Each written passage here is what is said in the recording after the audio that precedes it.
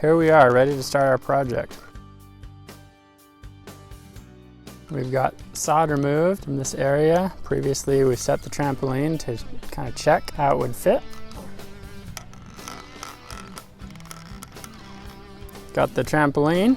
We were able to get it for a very low cost from a neighbor who was getting rid of it. Looks like a good sturdy trampoline. Check us out carrying it down the street. It's a little adventure.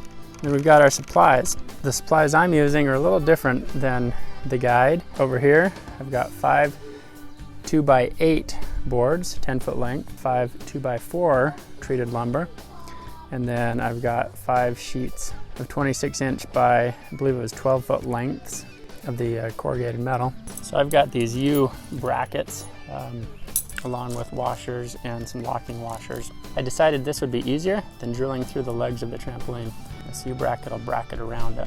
Thanks to SPAX Screws for providing screws for this project. I love using SPAX screws so much that I was very excited when they responded to my request that we work together on some projects.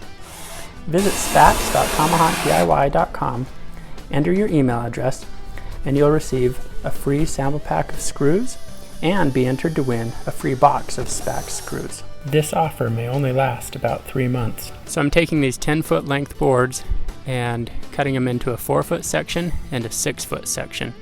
I'm using my miter saw to cut 4 feet off of this 10-foot board. So I've got a 4-foot and a 10-foot section. When you're using power tools, be sure you're following proper safety procedures. If you're uncomfortable, make sure you find out the safe way to use it or ask someone who is comfortable with it to help you out. Tomahawk DIY can't be responsible for any actions you choose to take. This video is purely a demonstration of how I performed this task. Because my trampoline has 10 legs, checked and found that it's a 147-degree angle inside the leg, which gives a 33-degree angle on the outside. So if I cut the ends of my boards at 16.5 degrees, we'll just do 16 just because that's close enough. That should make the boards come together pretty nicely. Get my measurement out. Looks like I need to be about 68.25. As you work through some of the trickiest part of getting your trampoline underground frame together, it's getting these boards lined up right if you want to have a nice crisp edge. That probably doesn't matter because this is going to be buried underground. But in my example, I'm cutting these at a 16 to 17 degree angle. And obviously this board's a little bit short here. You can see looking down, straight down the edge. Before I cut all the boards, I'm just going to get them so they're fitting properly. So I'm setting these boards on top of the boards that I've already put in place. That'll make it much easier to drill the wood through so I can slide the U-bolts in. Setting the 2 boards up, and then I'm going to check alignment with my U-bracket. Mark the location. I'm lining my drill up so it's at the right angle as it goes through. But I'll start a little pilot hole first, like so, before getting the angle lined up.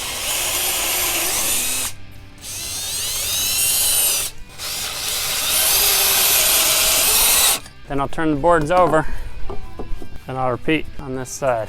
Start my pilot hole, start on both sides, and then I'm going to drill straight through following the U-bracket. All the remaining boards. Now that we've got the lower edge put in place with 2x4s, I've now got pressure treated 2x8 lumber, and we'll put this up higher to make the top edge of the retaining wall. This 2x8 is too big for my miter saw. I've just taken my skill saw, turned it to a 20-degree angle, and we'll cut along here. By the way, I've found that about the 20-degree angle seems to be fitting even better than the 16 or 17-degree angle I originally cut.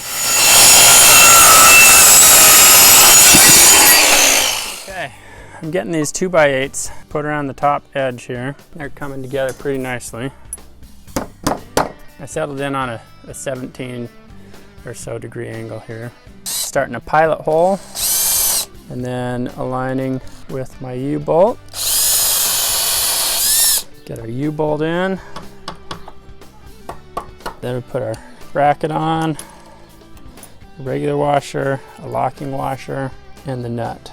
Do that on both sides, regular washer, locking washer, and the nut. Then we're going to tighten them down. Our next step is to get the sheet metal put on the sides. And that's really what's going to retain the soil and keep it from filling in the hole. I'm going to use these Spax exterior deck screws. Now, these do great in wood. They're for pressure treated lumber, which we've got. Most Spax screws are really good at self-drilling. We'll see how they perform if I can get them through the sheet metal okay. I love using Spax screws for several reasons.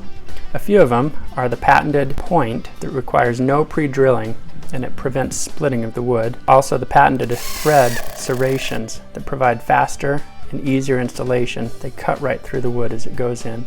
Additionally, the head of the screw has a T-star drive that provides great engagement of the bit so it stays on the drill even one-handed and makes for easy countersinking of the screw. To help making the bend, I'm going to put some lumber under this, put a hard surface under it. One thing you want to remember is be sure you bend it the correct direction. So since we want to bend it this way, I need to turn this thing over. I've already marked on the edges. I'm going to give myself a little better idea. This is not the best tool to use. If you know what they have some great big sheet metal kind of pounding flat pieces. That's really the ideal thing. I didn't have one of these, and so I'm using this heavy spatula.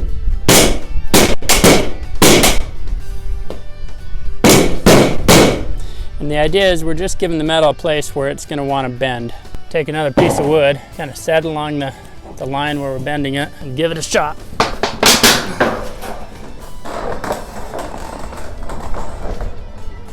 And there we go.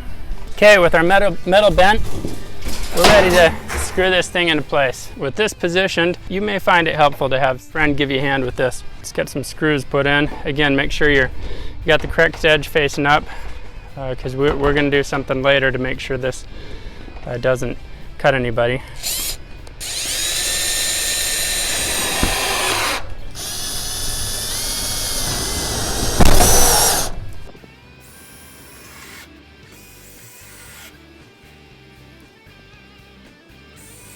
These Spax screws will go through the sheet metal quite easily.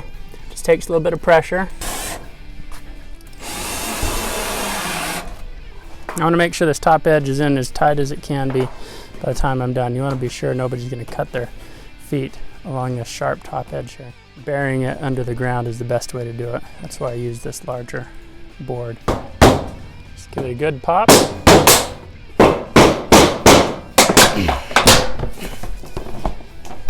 Just like that. Okay, here's the trampoline all ready with its retaining wall around it. The next step is to get the hole dug. I've hired an excavator to come in with the mini excavator and dig the hole out and haul the soil away. So here we have the hole. We're part way done digging it. You can see we're working around the perimeter where we're getting the depth that we need. The middle, there will be a pile of dirt left that gets spread around the legs when all is said and done. The hole has been dug. You can see there's still a mound of soil in the middle. That's going to be used to press out and backfill around the sides and edges. The trampoline frame will be lifted in. You want to have several friends to help lift it. It'll get positioned in the hole, and then the mini excavator will use that remaining soil to fill out the sides and form the kind of conical dish in the bottom.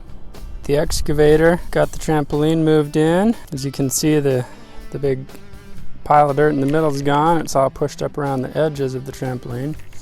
Now, with the nature of our installation, the excavator couldn't get back to backfill over on this side here. So got a little bit of hand filling to do, but you can see how the soil's built up against the wall. While setting this in place, a 4-foot level was used to check as the trampoline was set to keep it level so it ends up nice and flat across. You could do a similar thing with a laser or with a string that you pull all the way across. So now that our trampoline's in the hole, we're putting some gravel in the bottom to help keep the soil in place and avoid a big muddy mess full of weeds. So as we put the trampoline mat back on, notice the stitching. We want to make sure we put the downside down and the upside up.